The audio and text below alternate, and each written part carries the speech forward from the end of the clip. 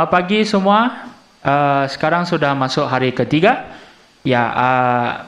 Sebelum kita masuk dalam pujian dan penyembahan, mari kita berdoa dan saya akan pimpin.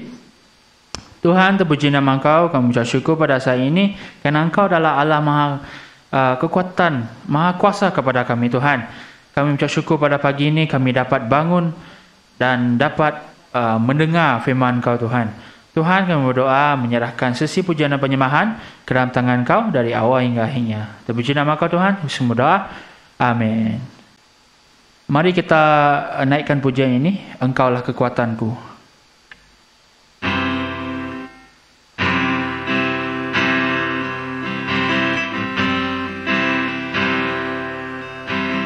Engkaulah kekuatanku, tempat perlindunganku saat badai menempa. Aku tak akan goyah, aku tak akan goyah, sebab Kau sertaku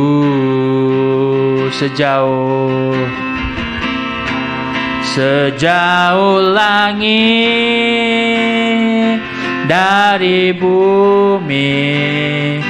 Begitu besarnya kasih-Mu,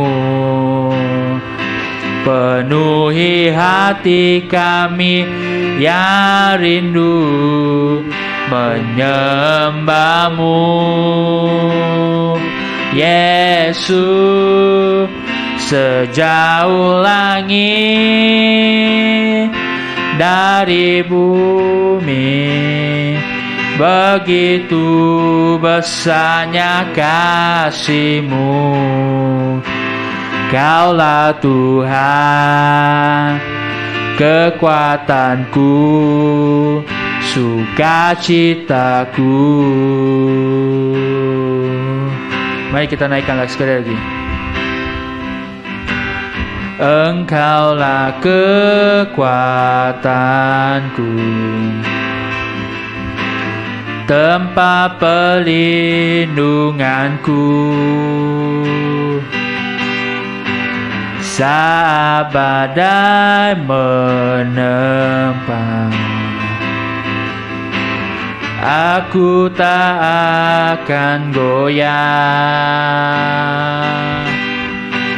aku tak akan goyah, sebab Kau sertaku sejauh langit dari bumi. Begitu besarnya kasih-Mu, penuhi hati kami yang rindu menyembah-Mu. Yesus, sejauh langit dari bumi, begitu besarnya kasih-Mu. Lah Tuhan, kekuatanku, sukacitaku. Mari kita nyanyikan sekali lagi, sejauh timur. Sejauh langit dari bumi, begitu besarnya kasih-Mu, penuhi hati kami yang rindu menyembah-Mu. Yesus, sejauh langit dari bumi, begitu besarnya kasih-Mu. Kaulah Tuhan, kekuatanku, sukacitaku. Kaulah Tuhan, Kaulah Tuhan, kekuatanku, sukacitaku.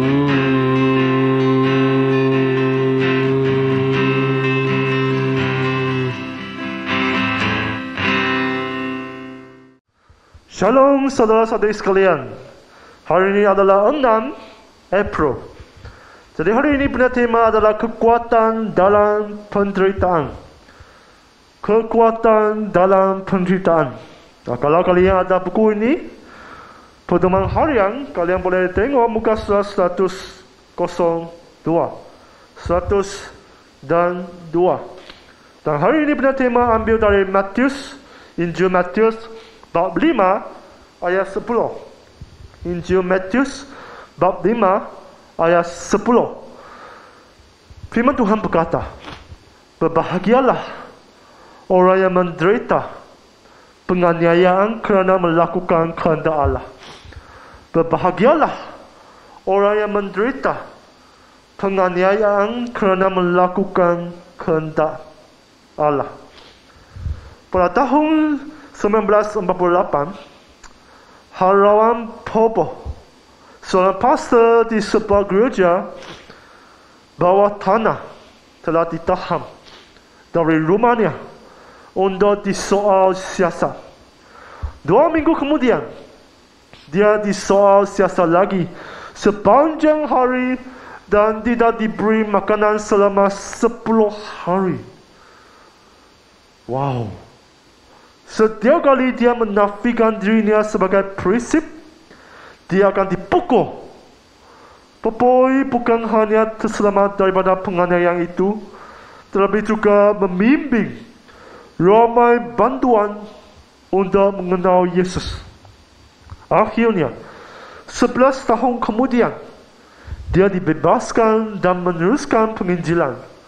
Sehingga 2 tahun selepas itu, dia dapat meninggalkan negara tersebut dan bertemu semula dengan keluarganya. Seterusnya, dia berkhotbah dan mengumpulkan wang selama bertahun-tahun untuk menghantar Alkitab ke negara-negara tertutup. Popoi dianiayai kerana imannya seperti ramai orang yang percaya kepada Yesus sepanjang zaman. Lama sebelum pengesaan dan kematian Yesus serta penganiayaan terhadap pengikut-pengikutnya yang seterusnya, dia berkata, berbahagialah orang yang menderita penganiayaan kerana melakukan kehendak Allah. Merekalah yang menikmati pemerintahan Allah. Yesus meneruskan, berbahagialah kamu apabila orang menganiaya dan memfitnah kamu kerana kamu pengikutku. Berbahagialah. Apakah yang dimasukkan oleh Yesus? Apakah yang dimasukkan oleh Yesus?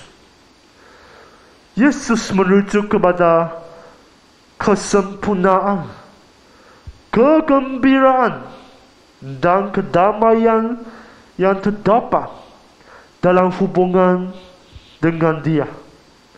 Popoi tidak putus asa kerana dia merasakan hadirat Tuhan yang memberikannya kekuatan walaupun dalam penderitaan. Apabila kita berjalan bersama Tuhan dalam apa jua keadaan, kita juga boleh mengalami kedamaiannya. Kerana Yesus Kristus menyertai kita. Jadi saudara-saudari sekalian, jangan fikir cerita yang benar seperti pastor ini, Pastor Boboy, itu sesuatu yang sangat jauh daripada kita. Saudara-saudari sekalian, penganiayaan yang sama juga berlaku di sekeliling kita. Seperti pastor kita, Reverend Cole, dan juga beberapa yang juga hilangkan diri. Mereka juga mungkin sekarang masih mengalami penganiayaan yang kami tidak tahu, yang berlaku di negara kita. Saudara-saudari sekalian, macam mana kita mendapat kekuatan dalam penderitaan? Macam mana kita mendapat kekuatan dalam penderitaan? Dan pada pagi ini, dua soalan untuk kita renungkan.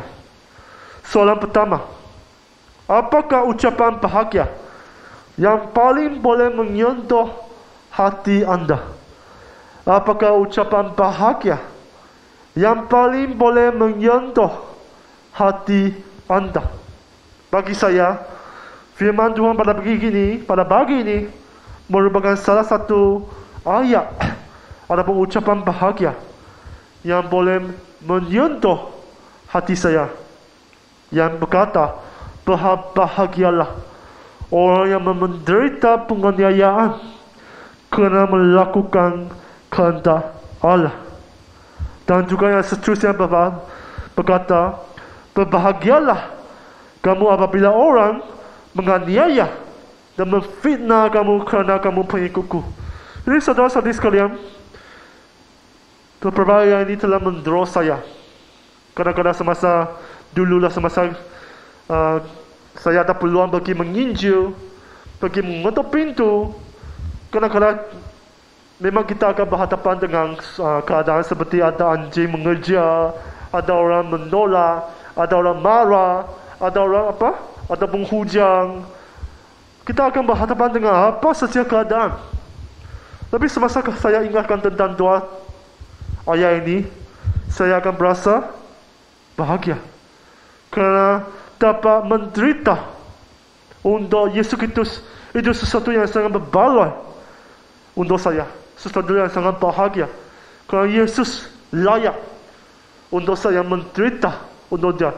Yesus layak untuk saya mati untuk dia, kerana Yesus begitu mengasihi kita semua. Jadi saudara-saudari sekalian, saya juga harap melalui perkongsian pada pagi ini akan menjadi satu pertolongan kepada kalian. Kerana mau menjadi seorang Kristen memang bukan sesuatu hal yang sangat senang. Khasnya semasa kita bekerja di kalangan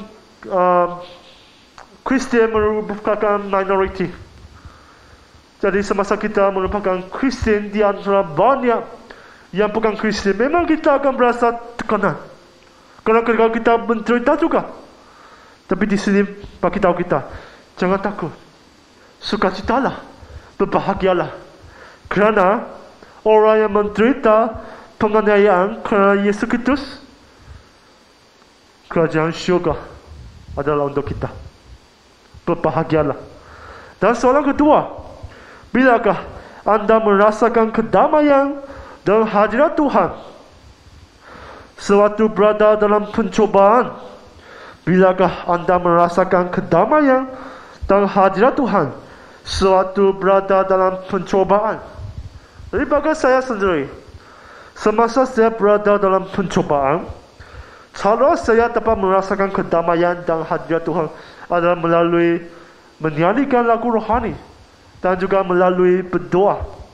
Hanya semasa saya berdoa dan saya menyanyikan lagu rohani dan saya merenungkan tentang firman Tuhan, saya merasakan kedamaian dan kehadiran Tuhan dalam hidup saya. Jadi saya, saudara-saudari sekalian, saya juga harap kalian dapat merasakan kedamaian dan sukacita yang begitu luar biasa yang hanya dalam Yesus Kristus. Jadi saudara-saudari sekalian, mari kita sama-sama datang ke hadirat Tuhan dan sama-sama berdoa. Dan pada pagi ini saya mahu kalian renungkan ada apa ayat yang menyentuh hati kalian. Dan saya mahu kalian bersama-sama mengucap syukur dan sama-sama fikirkan pada mana satu keadaan, mana satu saat, mana satu waktu yang kalian menderita oleh sebab kalian adalah seorang Kristen. Dan juga untuk sesiapa yang pernah menafikan sendiri adalah seorang Kristen, pagi ini saya juga mau kalian mengakui kesalahan atau mengakui dosa kita di hadirat Tuhan. Mintalah Tuhan mengampunkan dosa kami. Kerana firman Tuhan berkata, sesiapa yang tidak mengaku Yesus Kristus sebagai Juru Selamat dia di hadirat orang ramai, pada satu hari nanti Tuhan Yesus juga akan menafikan dan berkata dia tidak kenal kami. Jadi mari kita sama-sama datang ke hadirat Tuhan. Yang mau mengakui dosa, sila akui dosa sekarang. Yang mau mengucap syukur, biarlah kita sekarang sama-sama mengucap syukur kepada Tuhan. Allah Bapa di syurga, Engkau Tuhan yang Maha Kasih. Bapa, kami bersyukur kepadamu kerana Engkau tidak pernah meninggalkan kami pada waktu yang paling gelap dalam kehidupan kami. Bapa, kami percaya semasa kami dalam pencobaan, Engkau-lah yang bersama dengan kami. Engkau-lah yang memikul kami, memeluk kami, memegang kami dalam tangan-Mu. Dan kami percaya Bapa, Engkau-lah Tuhan yang hidup. Engkau-lah Tuhan yang memberikan kami kekuatan hasil semasa dalam penderitaan.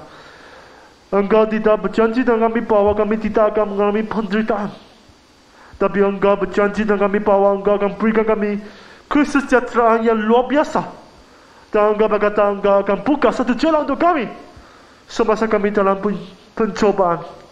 Dan kami percaya Bapa, Engkau Tuhan yang setia, Engkau Tuhan yang mendengar doa. Terima kasih Bapa, kerana Engkau bersama dengan kami semua. Dan terima kasih atas firman yang disampaikan pada pagi ini. Dalam nama Yesus Kristus kami berdoa. Amin.